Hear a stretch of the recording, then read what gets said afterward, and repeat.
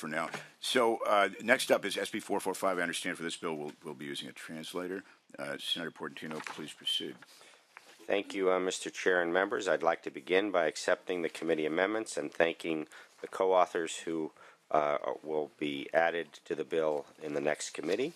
I'm presenting SB 445, which requires local education agencies to provide a student parent with a copy of a completed IEP within 30 days of being requested in their native language, as well as require the IEP to be translated. The bill also requires CDE to revise its notice procedure safeguards in order to inform parents of their right to request the translation of the document. Frankly, just imagine being a parent with a child that requires an IEP that needs help, and you get this document and you can't read it because it's not in your native language. How do you advocate for your child? How do you help them? I mean, it's tough enough to get through the system when you're knowing what's on the document, when you have an army of folks around you to help you. And, you know, I just think we should make it available in multiple languages as quickly as possible and help kids get through the system as efficiently and nurturing as possible. And so that's what the heart of the bill does. With me, we have Maritza Ochoa, who is a member of the Disability Rights California Board of Directors, and Sharon Primer, I don't know if it's Primer or Primer, that's my bad, from Educate Advocate, who are here to speak in favor of the bill. Welcome, Ms. Ochoa. Buenos días a todos. Mi nombre es Maritza Ochoa. Soy latina y tengo un niño con necesidades especiales.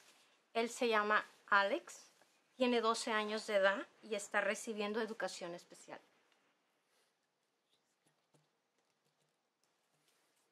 Muy buenos días. Good morning. I am Maritza, and I have a child with, may I please? Maritza Ochoa. I am Latin, and I have a child with special needs. His name is Alex. He's 12 years old, and he's receiving special education. Como inmigrante ha sido muy difícil navegar el sistema educativo, siendo el idioma inglés una de las principales barreras de derribar para poder ayudar a mi hijo a conseguir servicios por parte del distrito escolar. As an immigrant, it's been very hard to navigate the educational system being in English. This is one of the principal barriers to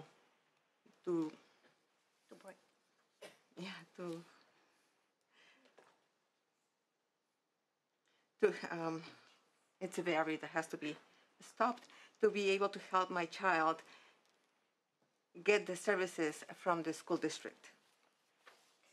Uno de los retos más grandes es el conseguir que se traduzcan los IEPs de mi hijo en mi lengua natal en un lapso de un mes, ya que en la mayoría de las ocasiones ha llegado a tardarse hasta 6 meses, dejándome sin saber realmente qué servicios mi hijo va a recibir. One of the biggest challenges that I have is to get into an IEP translated into my language, into my native language within a month. Because most of the cases, they have taken about 6 months, leaving me without knowing what is really happening and what kind of services my child is going to receive. Y como si eso no fuera suficiente, he recibido una constante presión para que firme el IEP, porque de otra manera mi hijo no podrá recibir dichos servicios hasta que el documento esté firmado. And if that weren't enough, I have received a constant pressure to sign the IEP. Otherwise, my child would not be able to receive the services that are offered until the document is being signed. Así que como resultado, muchas veces he tenido que firmar mi IEP sin saber lo que se dice en él. Si yo pudiera leer mi IEP en mi idioma en un lapso de un mes, yo podría identificar qué tipos de problemas educativos, emocionales y médicos presenta y así poder abogar por los servicios que mi hijo necesita. As a result, many times I have had to sign my IEP contract without knowing what it says.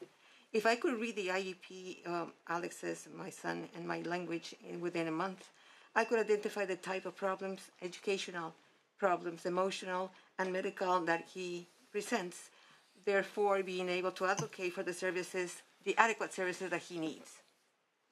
También podría tener conocimientos de sus evaluaciones y de necesitar una modificación que le esté perjudicando, poderla arreglar a tiempo. That way, I could have more knowledge of the evaluations, and if he needs more modifications or accommodations, that may be damaging, and that we can fix it on time. Alex y yo merecemos saber qué es lo que le espera en su año escolar, al igual que las demás familias que están bajo la misma condición que nosotros. Si hay algo que no se esté tomando en cuenta, poder actuar de forma inmediata. Alex and I deserve to know what is waiting for him throughout the school year, and the families that are in the same situation as we are, we deserve to have this, and if there's something that they are not taking into account, we can act immediately. Solo quiero pedirles que también, así como ustedes pueden leer sus documentos, que para ustedes son importantes, lo mismo es para todas las familias que el inglés no es nuestro primer idioma. Por esta razón, les pido hoy que apoyen la propuesta SB 445. Gracias por darme este espacio. I only want to ask you that as you can read the documents in your language, and the documents that are important for you in your language, is the same for us and all the families who do not speak English as a first language. For this reason, I ask you to please support the bill 445. Thank you for providing this space for me. And thank you, Ms. Ochoa, and thank you for the translation. Next lead witness. Good morning, Chair and members of the Senate Education Committee. I am Shannon Primer of Educate Advocate. We are a statewide grassroots nonprofit organization that serves families with exceptional needs and a co-sponsor of SB 445. As a parent of 3 students who qualified for special education programs and whose native language is English, I found the process very difficult to navigate. I attended the University of San Diego's Law School Education Advocacy class to learn about special education, parental, and student rights for my children. As a professional, I now find the process for clients with limited English proficiency confusing and with obstacles, impeding their ability to meaningfully participate in their child's special education program. Providing educational records and special education materials in their native language, in addition to knowledgeable translators, will enable more equitable participation for LEP parents in special education process. Timely translation of the document is imperative to a parent's knowledge and understanding of their child's IEP, affording them the opportunity to provide pertinent input and ask questions related to the proposed educational criteria, program, and services. Efficient translations of records streamlines the IEP process according to the student a free and appropriate education in a timely manner, accessing appropriate supports and services, paving the road for educational progress. On behalf of parents and students with limited English, I respectfully ask for your aye vote to establish a clear educational statute for all districts to follow. Thank you. And thank you, Ms. Primer. Any other witnesses here in the committee room wishing to testify in support of the measure? And welcome. Your name, your organization, and your position, please. Good morning, Mr. Chair and members. Gregory Kramer on behalf of Disability Rights California. We're a proud sponsor of the bill. I'm also a parent of a child in special education, and I support. Thank you. Thank you. Jennifer Wada on behalf of Ed Voice in support. Thank you. Christy Sepulveda Burchett on behalf of Educate Advocate, and we're in strong support and a co-sponsor. Thank you. Paige Clark on behalf of the California Alliance of Child and Family Services in strong support. Thank you.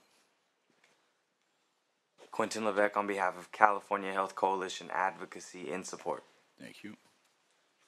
Paula Hizofsky on behalf of Educate Advocate and a parent of special needs children I support. Thank you. Mr. Chair and Senators, Adam Keglin on behalf of the California Charter Schools Association. Apologies for not getting our letter in time, but we're in strong support. Appreciate that. Thank you. Do we have any witnesses in opposition who'd like to speak as the lead witness in opposition to the measure? Seeing none in the committee room, is anybody in the committee room who'd like to testify in opposition at all? Very well. Let's go to the teleconference line. Mr. Moderator, if you could Please prompt anybody wishing to testify either in support or in opposition to the measure by phone. Thank you. Again, please press 10 at this time. I'll go to line number 9. Please go ahead. Rebecca Gonzalez, National Association of Social Workers, California Chapter in support. Thank you. And give me just a moment here. Two support votes.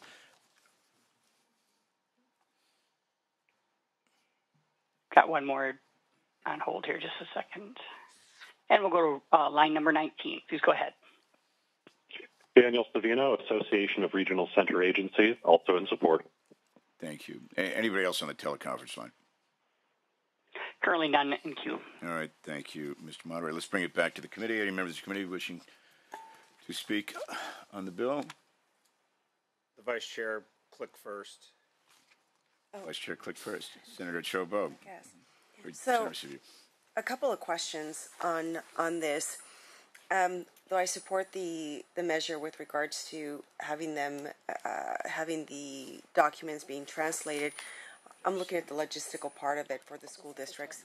I wanted to first ask Ms. Ochoa, what school district does your child attend? Lodi. Lodi district? Okay. Depending on the school district, do we have enough qualified translators to be able to be hired by school districts to meet this requirement? Because that's one of the biggest factors that I have seen with programs not being able to be implemented within school districts, because I believe school districts are required to translate documents for parents, but I'm trying to figure out how many of these school districts do not have the personnel to be able to meet the need. And it's not whether or not they don't want to, but it's the fact that they don't have the ability to fulfill this requirement. I believe there is enough resources out there to adequately meet a mandate like this. I do think school districts have a challenge, and I do think, unfortunately, it leads to the delays. And I think by forcing the issue, we're going to make sure that it gets done. And I think there's enough translators out there. And we're limiting it to the top 8 languages in a particular district. And so we think that's also prudent. But I do think the resources are out there to accommodate. And I think if we don't, you never get back first grade. You never get back second grade. You know, we have to do everything we can to make these translations available. Is it going to be easy? No. And I respect the question, but I think it's something that we have to do. And are the school districts not already required to They're required to translate, but not in a timely manner. They don't have to do it within 30 days. And so they don't. You know, as you know, things get pushed back, you know. And are we giving them time to be able to make sure that they have the personnel to translate? I don't know what the implementation date is. Do we know what the implementation date is?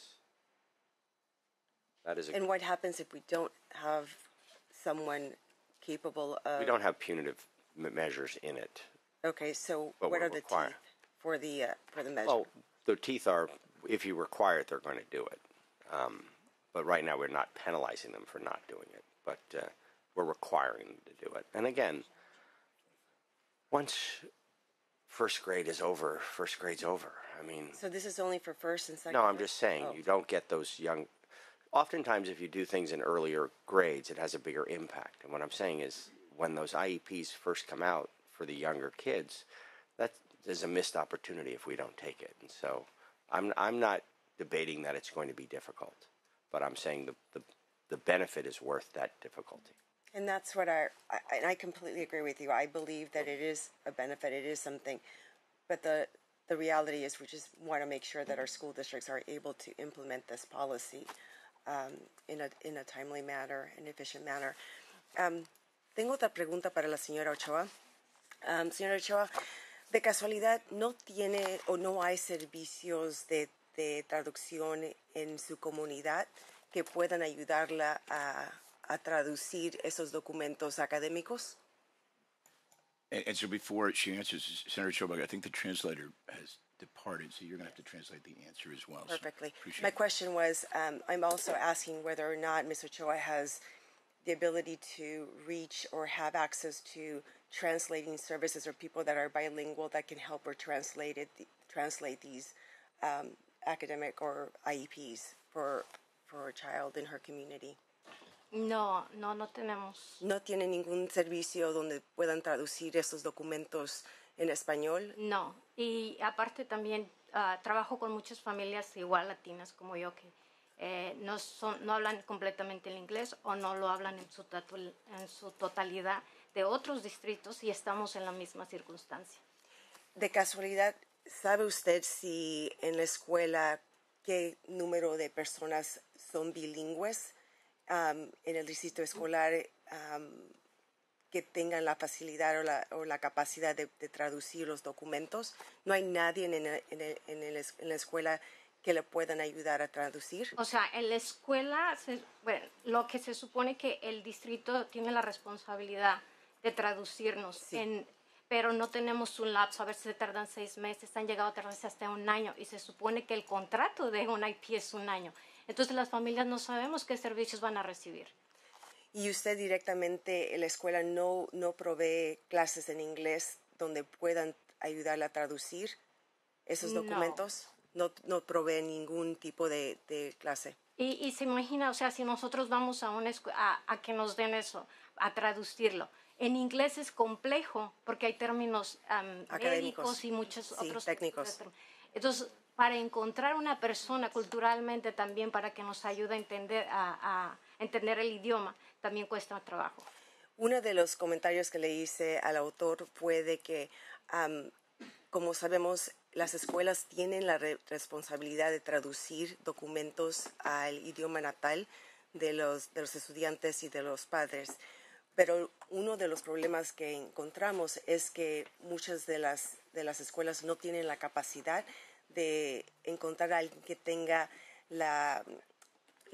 el entrenamiento profesional para poder traducir ciertos documentos. Y una de las preocupaciones que tengo yo es que si tenemos un mandato que requiera eso, las escuelas aún no tienen la capacidad de encontrar a alguien que tenga ese entrenamiento para traducir correctamente. Se lo quería traducir en español porque fue lo que le expliqué al autor de